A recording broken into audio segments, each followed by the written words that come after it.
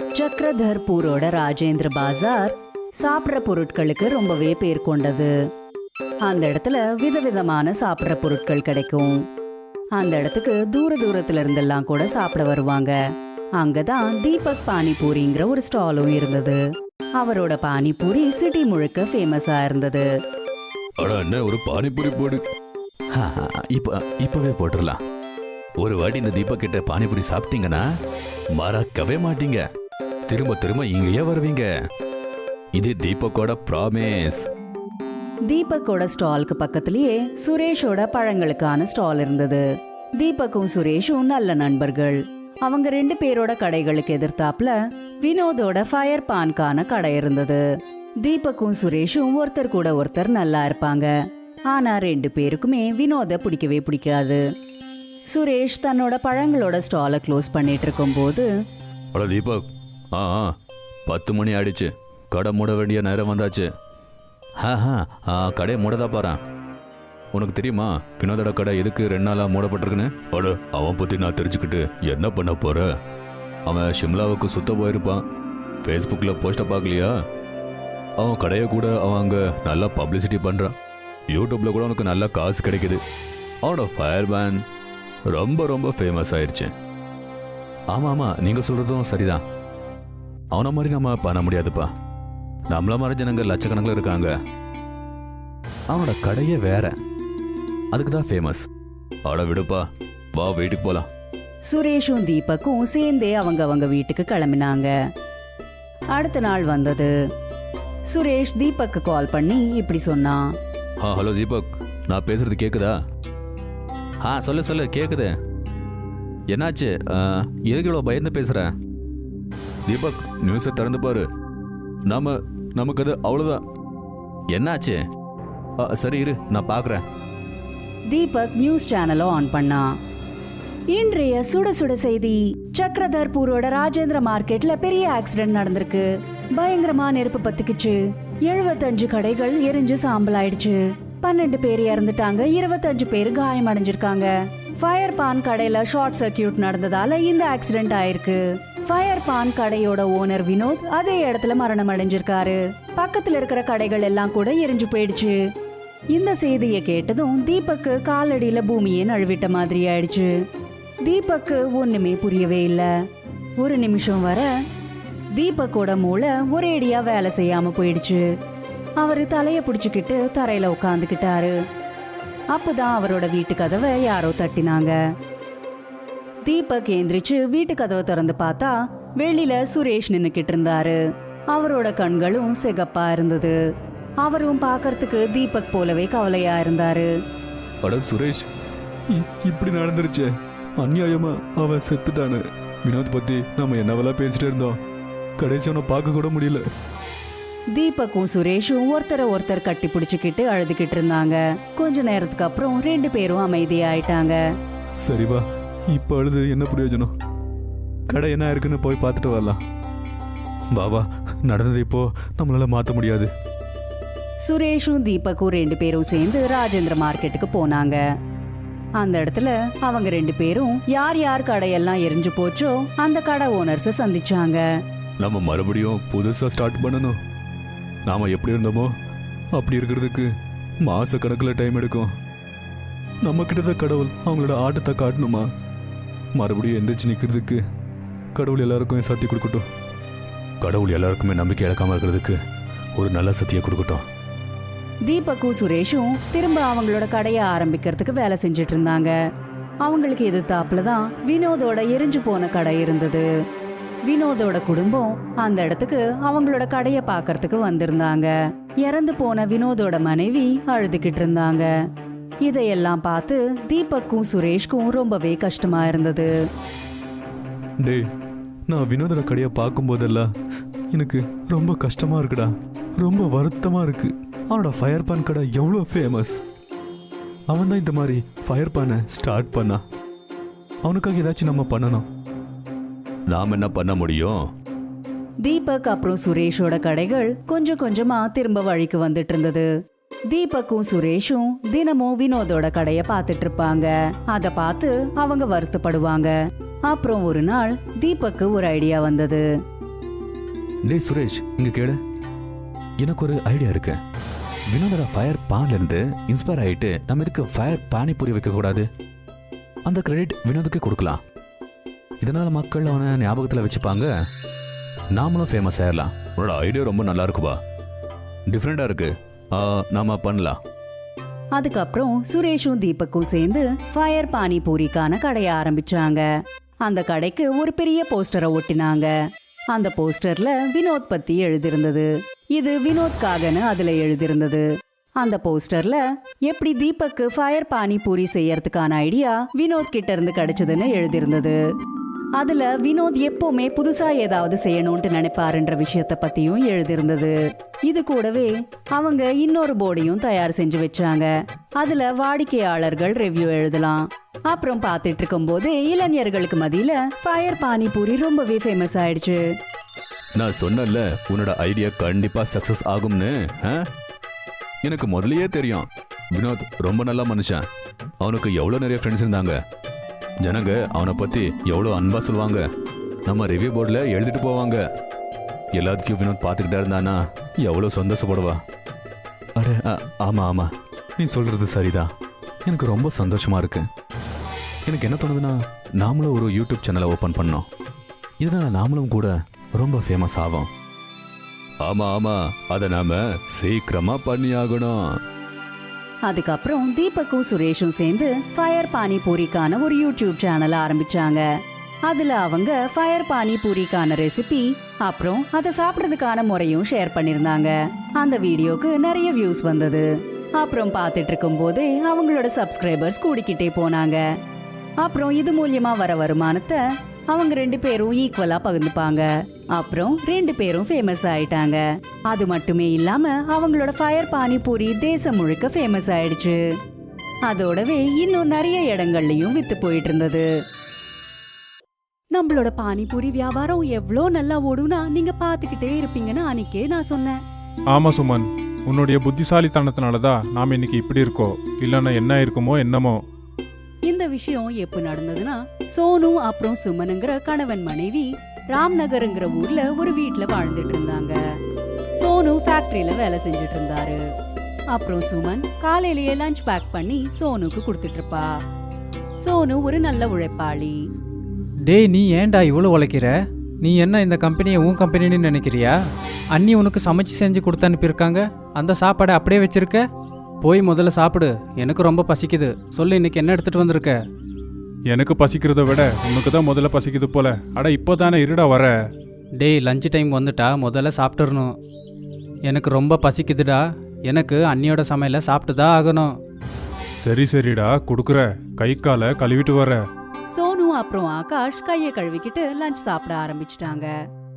அப்புறம் 2 பேரும் அவங்களோட சாப்பாட்டை ஷேர் பண்ணிட்டு இருப்பாங்க. அப்புறம் 2 பேரும் வேலை செய்ய ஆரம்பிச்சிடுவாங்க. சாயந்தரம் வேலை முடிஞ்சதுமே ஆகாஷ் கிட்ட சோனு இப்படி சொன்னா. அடே சோனு, இன்னைக்கு உனக்கு நாள் எப்படி இருந்துச்சு? ஒன்றும் இல்லடா, எப்பயும் போலதா. அப்படி ஸ்பெஷல் ஒன்றும் இல்லை. அட, என்ன ஸ்பெஷல்னு நான் இப்போ சொல்லட்டா? என்னாச்சு? நீ ஏன் இவ்வளோ டென்ஷனாக இருக்க? அது வந்து லஞ்ச் பண்ணதுக்கப்புறம் நான் பாஸோட கேபின் பக்கத்தில் போனேனா, அப்போ அங்கே கேட்ட. அட என்னடா கேட்ட நீ? பாஸ் ஏதாவது உனக்கு கெடுதல் பண்ண போறாரா? அதான் டென்ஷனாக இருக்கியா? அட, எனக்கும் பாஸுக்கும் அது எப்போவுமே இருக்கும். ஆனால் நான் இன்னைக்கு என்ன கேட்டேன்னா, கம்பெனி நஷ்டத்தில் போய்கிட்டு இருக்காமா. அதனால் ஃபேக்ட்ரியில் இருக்கிற எல்லாரையுமே வேலை விட்டு தூக்குறேன்னு சொல்லிக்கிட்டு இருந்தாங்க. இது நாளைக்கிலிருந்தே நடக்க போகுது பாரு. என்னடா சொல்கிற? அப்படி பண்ணாங்கன்னு நாம் என்ன பண்ணுறது? அப்படியெல்லாம் நடக்கக்கூடாது. இந்த வேலை இல்லைன்னா சாப்பாட்டுக்கெல்லாம் என்ன பண்ணுறது? நமக்கு இந்த வேலை விட்டால் வேற வேலை தெரியாது. இதை விட்டு நாம் என்ன பண்ண போகிறோன்னு தெரியல. ஆமாண்டா, நான் அதை நினச்சி தான் கவலைப்படுறேன். ஆனால் என்ன பண்ணுறது? ஆகாஷ் அப்புறம் சோனு இப்படி கவலைப்பட்டுக்கிட்டே போயிட்டு இருந்தாங்க. சோனு ஆகாஷ் கிட்ட கொஞ்ச நேரம் தன்னோட வீட்ல இருக்க சொல்லி கேட்டான். அப்பதான் அந்த இடத்துக்கு ஆகாஷோட மனைவி பூஜாவும் வந்தா. அட பூஜா, நீ இங்கே என்ன பண்ணுற? நீங்க வரலாம், ஆனா நான் மட்டும் வரக்கூடாதா? சுமன் அண்ணி தான் கூப்பிட்டாங்க. அவங்க பானிபூரி செஞ்சுட்டு இருக்கேன், சாப்பிடவான்னு சொன்னாங்க. நல்லதா போச்சு, நீங்களும் இங்கதான் இருக்கீங்க. உங்க 2 பேருக்காகவும் பானிபூரி எடுத்துட்டு வரோம், இருங்க. பூஜாவும் சுமனும் ஆகாஷ் அப்புறம் சோனுக்காக பானிபூரிய எடுத்துட்டு வந்தாங்க. சுமன் சூப்பரா பானிபூரிய செய்வா. சுமன் செய்யற பானிபூரினா ஆகாஷ் அப்புறம் சோனுக்கு ரொம்பவே பிடிக்கும். அதனால சோனு அடிக்கடி சுமன் கிட்ட பானிபூரி செய்ய சொல்லி கேட்டுக்கிட்டே இருப்பான். அண்ணி, நீங்கள் சமைக்கிற சாப்பாடு நல்லா இருக்கும். அதுவும் இந்த பானிபூரி இன்னும் ரொம்ப நல்லா இருக்கு. இந்த பானிபூரியில் ஏதோ மந்திரம் இருக்கு. எவ்வளோ சாப்பிட்டாலும் சாப்பிடு சாப்பிடுன்னு சொல்லுது. அட ஆமா, அவன் சொல்றது உண்மைதான். நீ செய்யற பானிபூரி இருக்கே எவ்வளோ பெருசுனா ஒரு தடவை வாயில போட்டாலே வயிறு ரொம்பிரும். உன் கையால செஞ்ச பானிபூரிய சாப்பிட்டா எங்க கஷ்டம் எல்லாம் மறந்து போயிடுது. கவலையா? என்ன கவலை? எந்த கவலைய பத்தி பேசிட்டு இருக்கீங்க நீங்க? எல்லாம் நல்லபடியா தானே இருக்கு. அடே சோனு, ஏன் அண்ணியை கஷ்டப்படுத்துற? அமைதியே இரு. இல்ல, எனக்கும் தெரியணும். அப்படி என்ன உங்க 2 பேரோட கவலை? நீங்க 2 பேரும் ஃபேக்டரியில இருந்து வந்ததுல இருந்து பெருசா ஒன்னும் பேசிக்காமலே இருந்தீங்க. இனி ஆகாஷ் அப்புறம் சோனுக்கு இஷ்டம் இல்லாட்டியும் அவங்களோட மனைவிகள் கிட்ட நடந்தது எல்லாத்தையும் சொல்ல வேண்டியதாயிடுச்சு. அவங்க 2 பேரும் சொன்ன அந்த கவலைகளை எல்லாத்தையும் கேட்டதுமே சுமன் அப்புறம் பூஜாக்கு என்ன செய்யறதுனே தெரியாம அவங்களும் கவலைப்பட ஆரம்பிச்சிட்டாங்க. சில நாட்களுக்கு அப்புறம் அவங்க வேலை செஞ்சுட்டு இருக்கிற ஃபேக்டரி க்ளோஸ் ஆயிடுச்சு. இப்போ நாம என்ன செய்யறது? உங்களோட வேலையும் போயிடுச்சு. கொஞ்சம் கொஞ்சமா சாப்பாடு பொருளும் கம்மி ஆயிட்டு இருக்கு. வேலை தேடிக்கிட்டு தான் இருக்க. ஆனா என்ன பண்றது, வேலை எதுவும் கிடைக்க மாட்டேங்குது. உங்களுக்கு வேலை எதுவும் கிடைக்கலனா நம்மளோட வீடு எப்படி ஓடும்? சுமன், ரொம்ப பசிக்குது. சாப்பிட ஏதாவது கூட. சாப்பிட்றதுக்கு எதுவுமே இல்ல. 4 பானிபூரி மட்டும்தான் இருக்கு. அப்புறம் கொஞ்சோண்டு பானி இருக்கு. சரி, அதையே போயிட்டு எடுத்துட்டு வா. 2 நான் சாப்பிடுற, 2 நீ சாப்பிடு. நாளைக்கு பத்தி நாளைக்கு யோசிக்கலாம். சோனு அப்புறம் சுமன் 2 பேருமே சேர்ந்து பானிபூரிய சாப்பிட்டுக்கிட்டே அடுத்த நாள் பத்தி யோசிச்சுக்கிட்டு இருந்தாங்க. அப்ப சுமன் திடீர்னு ஏந்திரிச்சா. என்ன ஆச்சு? நீ பானிபூரி சாப்பிடும்போது ஏன் நின்ன? உங்களுக்கு சரியா படுமா தெரியல, ஆனா எனக்கு ஒரு ஐடியா வந்திருக்கு. என்ன விஷயம்? உங்க எல்லாருக்குமே நான் செய்யற பானிபூரினா ரொம்பவே பிடிக்கும் தானே? நான் என்ன சொல்ல வரேனா, நானே பானிபூரிய செஞ்சு மார்க்கெட்ல விக்கலாம்ல. நீ சொல்ற ஐடியா நல்லதா இருக்கு. நீ செய்யற பானிபூரி நல்லா இருக்கும், அதனால கண்டிப்பா விற்கும். ஆனா அதுக்கு பணத்துக்கு என்ன பண்றது? நீங்க ஏன் கவலைப்படுறீங்க? நீங்க தான் எனக்காக தங்கத்தோடுகளை வாங்கினீங்கல்ல, அது இன்னைக்கு நம்மளுக்கு உதவும். இல்ல, உன்னுடைய நகையெல்லாம் விற்க முடியாது. நகைகள் இப்படிப்பட்ட நேரங்கள்ல தான் உதவும். நமக்கு சாப்பிடறதுக்கே சாப்பாடு இல்லாத போது இந்த தங்க நகையை வச்சுக்கிட்டு என்ன பண்றது? சுமன் அப்புறம் சோனு தோடுகளை வித்து பானிபூரிக்கு தேவையான பொருட்களை வாங்கினாங்க. அப்புறம் சுமன் தன்னோட கையாலேயே பானிபூரிக்கு தேவையானதெல்லாம் தயார் செஞ்சா. அப்புறம் சோனுவும் சுமனும் மார்க்கெட்டுக்கு அவங்களோட பானிபூரிய விக்கிறதுக்காக போனாங்க. பானிபூரி பானிபூரி இனிப்பு புளிப்பு கார பானிபூரி, பானிபூரி பானிபூரி இனிப்பு புளிப்பு கார பானிபூரி. வந்து சாப்பிட்டு பாருங்கண்ணா. ஒரு வாட்டி சாப்பிட்டா மறுபடியும் வருவீங்க. வாங்கண்ணா வாங்க. மார்க்கெட்ல பானிபூரி வியாபாரத்தை செய்யறவங்க நிறைய பேர் இருக்கிறதுனால யாருமே அவங்க கிட்ட பானிபூரிய சாப்பிட வரல. இந்த ஒரு காரணத்தால 3 நாட்களா அவங்களோட பானிபூரி வித்தே போகல. அட, இந்த மார்க்கெட்ல நிறைய பானிபூரி கடை இருக்கு, அதனால நம்ம பானிபூரி விற்க மாட்டேங்குது. இனிமேலையும் இப்படி நடந்துச்சுன்னா இந்த வியாபாரம் நம்ம கையை விட்டு போயிடுமா? நான் எவ்வளோ பாசமா பானிபூரிய செஞ்சேன், ஆனா யாருமே சாப்பிடவே வரமாட்டேங்கிறாங்க. இது எனக்கு சரியாவே படல. இப்போ வீட்டு செலவுகள் எல்லாம் எப்படி பாத்துக்கிறதுங்க? சோனு அப்புறம் சுமன் ரொம்பவே சோகமா அங்க உட்காந்துக்கிட்டு இருந்தாங்க. அப்பதான் அவங்களோட பார்வை அவங்க எதிரில இருக்கிற ஒரு கடையோட போர்டு மேல பட்டது. என்னங்க, கொஞ்சம் இந்த போர்டுல என்ன எழுதிருக்குன்னு பாருங்களேன். என்ன எழுதிருக்கு? கடைக்காரரோட ஸ்கீம் எழுதிருக்கு. நாமளும் ஏன் ஒரு ஸ்கீம் போட்டு ஒரு போர்டு வைக்க கூடாது? அதால நம்மளோட பானிபூரி வியாபாரமும் நல்லா ஓடலாம்ல. கஸ்டமர்ஸ்க்கு நம்மளோட பானிபூரியோட ருசியே தெரியாத வர அவங்க எப்படி நம்ம கிட்ட வருவாங்க? கொஞ்சம் யோசிச்சு பாருங்க. எனக்கு ஒன்னும் புரியல. சுமன் சோனு கிட்ட தன்னோட மனசுல இருக்கிறது எல்லாத்தையும் சொன்னான். அப்புறம் சோனு ஒரு இடத்துல இருந்து இன்னும் கொஞ்சம் பொருட்களை எடுத்துட்டு வந்து சுமனுக்கு கொடுத்தான். அந்த பொருட்களை வச்சு சுமன் ஒரு பெரிய பாகுபலி பானிபூரிய செஞ்சா. அட, உண்மையிலேயே பாகுபலி மாதிரி தான் நீ பானிபூரி செஞ்சிருக்க. இந்த பானிபூரியை பார்த்தா கண்டிப்பா ஜனங்க எங்க கடைக்கு ஓடி வந்துருவாங்க. நான் இந்த பாகுபலி பானிபூரிக்கு ஒரு சேலஞ்சும் வச்சிருக்கேன். அதாவது யார் இந்த பாகுபலி பானிபூரிய சாப்பிடுவாங்களோ அவங்களுக்கு பரிசா 100 ரூபாய் கிடைக்கும். சோனு சத்தமா கத்தி கத்தி மார்க்கெட்ல இருக்கிறவங்களுக்கு இந்த ஸ்கீம் பத்தி சொன்னான். இத கேட்டு அவங்களோட பாகுபலி பானிபூரி கான்டெஸ்ட் பாக்கிறதுக்கு ஒரு பெரிய கூட்டமே கூடிடுச்சு. கேளுங்கப்பா கேளுங்க. யார் இந்த பாகுபலி பானிபூரியை சாப்பிட்றாங்களோ அவங்களுக்கு 100 ரூபாய் பரிசா கொடுப்பேன். இந்த பந்தயத்தில் யாராவது கலந்துக்கணும்னு விருப்பப்பட்டீங்கன்னா அவங்க இந்த பக்கம் வாங்க. யார் இந்த பாகுபலி பானிபூரியை சாப்பிட்றீங்களோ அவங்க நிஜமாவே பாகுபலியா மாறிடுவீங்க. சோனு இப்படி சொன்னதுமே இன்னும் பெரிய கூட்டம் கூடிடுச்சு. அப்புறம் 2 கண்டெஸ்டன்ட்ஸ் அந்த பானிபூரிய சாப்பிட்றதுக்காக போட்டியில கலந்துக்கிட்டாங்க. ஆனா அவங்க தோத்து போயிட்டாங்க. அந்த கான்டெஸ்டன்ஸை பார்த்து அவங்களோட பாகுபலி பானிபூரிய சாப்பிட்றதுக்காக இன்னும் நிறைய பேர் முன் வந்தாங்க. அட அண்ணே, நீங்க விற்கிற இந்த பாகுபலி பானிபூரி ரொம்பவே சுவையா இருக்கு. நான் இந்த பந்தயத்தில் ஜெயிக்க ஒன்றும் இல்லை, ஆனா இந்த பானிபூரியோட சுவை எனக்கு ரொம்பவே பிடிச்சிருக்கு. அட இவ்வளோ நாள் அந்த சாதாரணமான பானிபூரி சாப்பிட்டு சாப்பிட்டு போர் அடிச்சிருச்சு. ஆனால் உங்கள் கடைக்கு வந்து இந்த பாகுபலி பானிபூரியை பார்த்தாலே போதும், வாயில் எச்சில் ஊறுதுப்பா. அட அண்ணே, முதல்ல சாப்பிட்டு பாருங்க. இந்த மார்க்கெட்லேயே சுவையான பானிபூரி இதுதான்.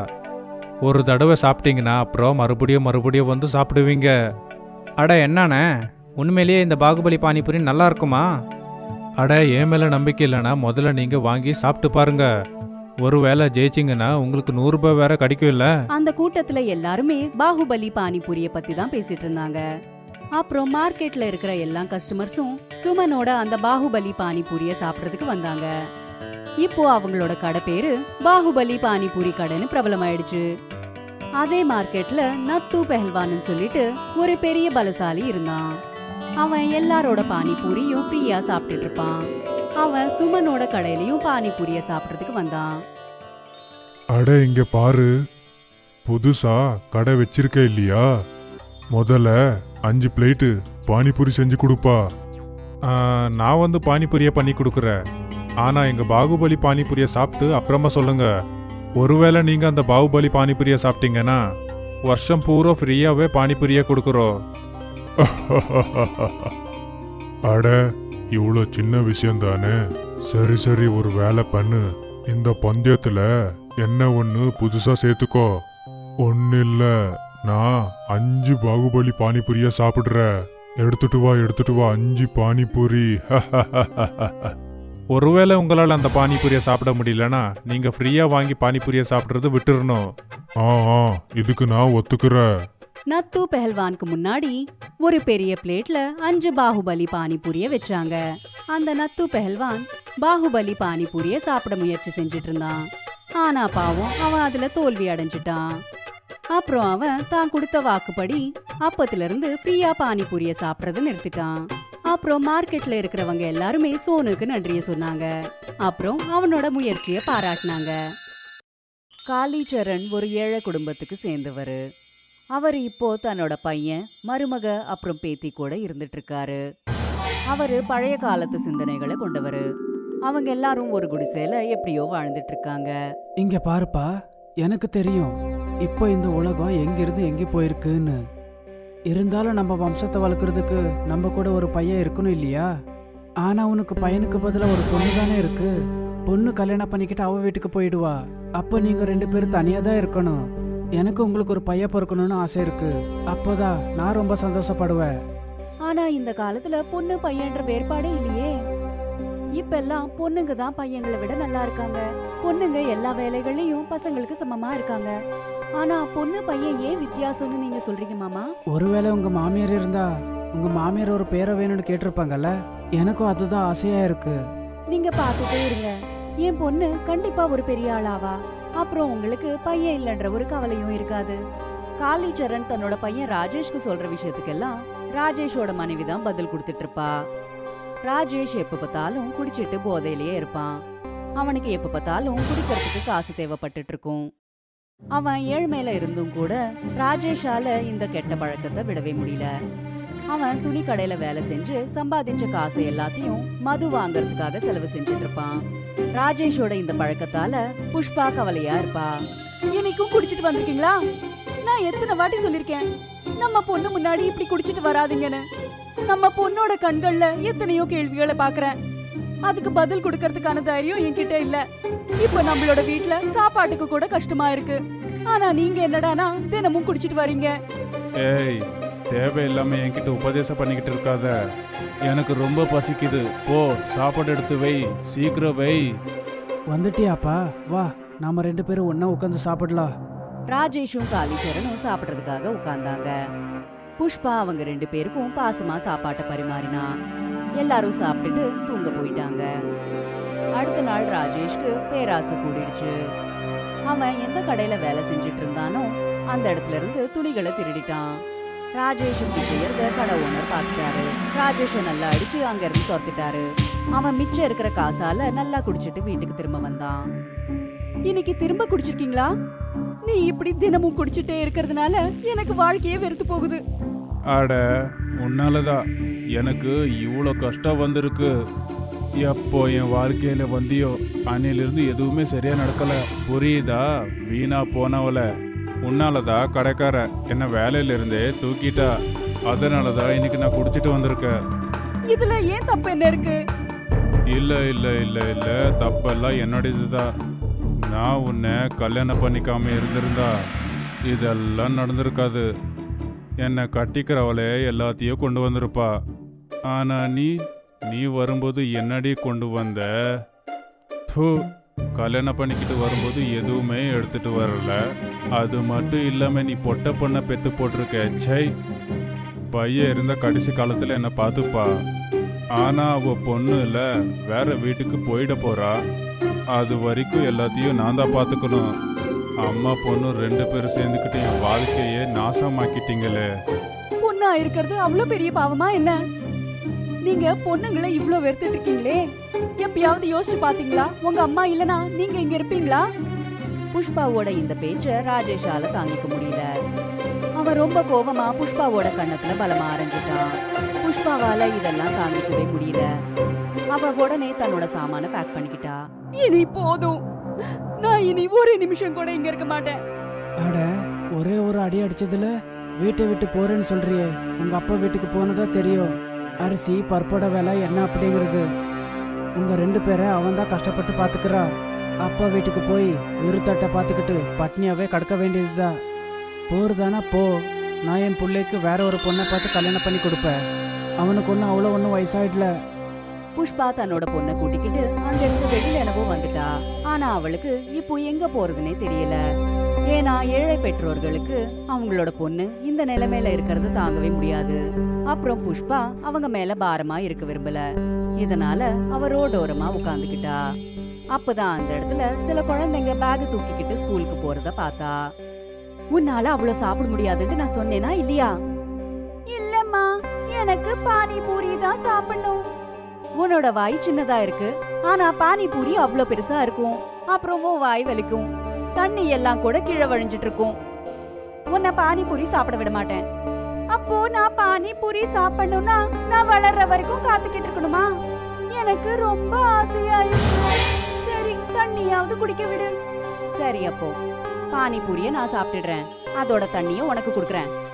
இதை எல்லாத்தையும் புஷ்பா பாத்துக்கிட்டு இருந்தா. அப்பதான் அவளுக்கு ஒரு யோசனை தட்டுச்சு. ஏன் அவ குட்டி குட்டி பானிபூரிக்கான ஸ்டால் வைக்க கூடாதுன்னு நினைச்சா. புஷ்பா தன்னோட பொண்ணை கூட்டிக்கிட்டு ஒரு தங்க கடைக்கு போய் அவளோட வளையல்களை வித்துட்டா. அப்புறம் அவ பானிபூரி செய்ய ஆரம்பிச்சா. அவ அதோட சைஸ் சின்னதா வச்சா. இப்படி செய்யறதால எல்லா குழந்தைங்களும் சந்தோஷமா சாப்பிட முடியும். எல்லாரும் பெரியவங்களோட சாப்பாடு பத்தி தான் யோசிச்சுட்டு இருப்பாங்க. ஆனா குழந்தைங்கள பத்தி யாருமே யோசிக்கல. நான் ஏன் குழந்தைங்கள பத்தி யோசிக்க கூடாது? நான் இந்த குழந்தைங்களுக்காக சின்ன சின்ன பானிபூரி செஞ்சு எடுத்துட்டு வந்திருக்கேன். இது குழந்தைங்களுக்கு கண்டிப்பா பிடிக்கும். அவங்க சின்ன பானிபூரி நல்லா சாப்பிடுவாங்க. பானிபூரி வாங்கிக்கோங்க. மினி பானிபூரி, குட்டி குட்டி பானிபூரி. புஷ்பாவோட குட்டி குட்டி பானிபூரிய பார்த்து எல்லா குழந்தைங்களுக்கும் சாப்பிடணும்னு ஆசையா இருந்தது. முதல் நாள் சில குழந்தைங்க மட்டும்தான் சாப்பிட வந்தாங்க. புஷ்பா செஞ்ச பானிபூரியோட டேஸ்ட் ரொம்பவே நல்லா இருந்தது. இந்த காரணத்தினால ஸ்கூலுக்கு வெளியில புஷ்பா தள்ளு வண்டி கிட்ட குழந்தைங்களோட பெரிய கூட்டமே இருந்தது. குழந்தைங்க எல்லாம் அவளோட பானிபூரி சாப்பிடறத பார்த்து புஷ்பா ரொம்ப சந்தோஷப்பட்டா. அக்கா, நீங்க இந்த மினி பானிபூரி ஸ்டால வச்சு ரொம்ப நல்ல வேலையை செஞ்சிருக்கீங்க. குழந்தைங்களுக்கு குட்டி பானிபூரி எங்கேயும் கிடைக்காது. எல்லாமே பெருசு பெருசா இருந்துட்டு இருக்கும். இதனால நிறைய குழந்தைங்களால பாவம் பானிபூரியே சாப்பிட முடியல. நீங்க குழந்தைங்களுக்கு ஏத்த மாதிரி அவங்களுக்கு பிடிச்ச குட்டி குட்டி பானிபூரி செஞ்சு வித்து நீங்க நல்ல வேலை செஞ்சிருக்கீங்க. நீ எப்பயாவது இந்த மினி பானிபூரியோட தண்ணி குடிச்சிருக்கியா? ஒரு வாட்டி குடிச்சுதான் பாரேன். நீயும் கண்டிப்பா இந்த மினி பானிபூரிக்கு ஃபேன் ஆயிடுவ. என் குழந்தைங்க தினமும் மினி பானிபூரிய சாப்பிடுவாங்க. அவங்களோடய சேர்ந்து நானும் சாப்பிடுவேன். இப்போ எங்களுக்கு மினி பானிபூரி தான் ஃபேவரட் ஆயிடுச்சு. இத சாப்பிடாம எங்களால இருக்கவே முடியல. ஏன் இருக்காது? எல்லாரோட மனசையும் இந்த மினி பானிபூரி கவர்ந்துடுச்சு. ஒரு வாட்டி சாப்பிட்டா சாப்பிட்டுட்டே இருக்கணும் போல இருக்கும். நான் குட்டி பானிபூரிய குழந்தைங்களுக்காக தான் செஞ்சிருக்கேன். ஆனா உங்களுக்கும் இது ரொம்ப பிடிச்சிருக்கு. இது என்னோட அதிர்ஷ்டம் தான். மசாலாவையும் நான் ரொம்ப சிம்பிளா வச்சிருக்கேன். இதனால குழந்தைங்க விரும்பி சாப்பிடுவாங்க. எல்லாரும் புஷ்பாவோட மினி பானிபூரிய இஷ்டமா சாப்பிட்டுட்டு இருந்தாங்க. அவளோட மினி பானிபூரி சிட்டி முழுக்க ஃபேமஸ் ஆயிடுச்சு. அவ கம்மி ரேட்ல பானிபூரிய வித்துட்டு இருந்தா. இந்த ஒரு காரணத்தினால அவளுக்கு இன்னும் நிறைய கஸ்டமர்ஸ் கூட்டிட்டு இருந்தாங்க. பானிபூரியால வந்த வருமானத்தால அவ ஒரு சொந்த வீட்டை வாங்கிட்டா. அப்புறம் எந்த இடத்துல தள்ளு வண்டிய வச்சிருந்தாலோ அந்த இடத்துல ஒரு சின்ன கடைய வச்சுட்டா. அப்புறம் அவளோட பொண்ணோட சேர்ந்து ரொம்பவே சந்தோஷமா வாழ்ந்துட்டு இருந்தா.